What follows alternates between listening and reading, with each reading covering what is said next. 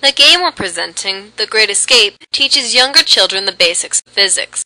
The player uses projectiles that they fire to flip switches in order to move on to the next level. Interactions between the projectiles and objects on screen are simulated using real-world physics, so the player must use their basic knowledge of physics in order to fire their projectile to solve each level. On each level, the player must hit the green switch with any object on the level. To do so, they can fire projectiles. The player can click and hold within the blue region and drag back like a slingshot to give their projectile some motion. As soon as they release, it is fired.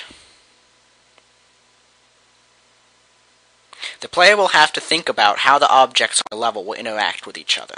On this one, all we really need to do is hit these objects and they'll fall over.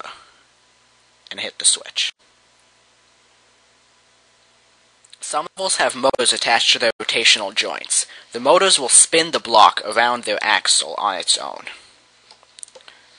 For this level, the player will have to use good timing in order to get their projectile to the other side.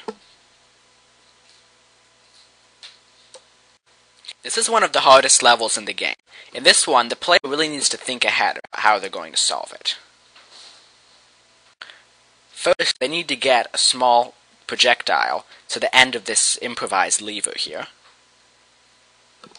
Then they collapse these big blocks on and cause the projectile to be catapulted up and hit the switch. One of the most powerful features of our game is its level editor. You can create anything that you see in the game right in the editor. You can create rectangles and circles. You can set bodies to be static, which means they won't move. You can tie your bodies together with joints. You can even create rotational joints. Everything can be fully customized. And at any time, press the play level button and your level is simulated just like in the game. You can fire projectiles and everything. One of the other powerful features of the editor is the save and load capabilities. You can load up levels that you have created in the past.